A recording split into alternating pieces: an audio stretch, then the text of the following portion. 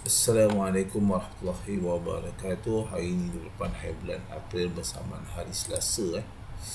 Okey, kita nampak sekarang ni BSTech ni macam dia nak rebound lah ya. Kalau kita tengok, kita ambil stok-stok yang nak membuat retracement lah ya.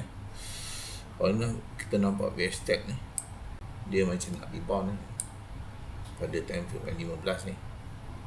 Kita boleh perhatikan BSTech ni sama ada dia pada time frame M15 ni dia nak rebound ke atas ni. BSTech VTROC pun nampak dia nak rebound ke atas. Okey, daripada time frame M15 H1 dia tak ada momentum, tapi nampak dia mungkin dia akan bawa momentum baru lah ya. BSTech nampak H1 ada momentum tak? Sebab macam dia nak build momentum. VTROC H1 belum ada momentum lagi, cuma di M15 ada momentum.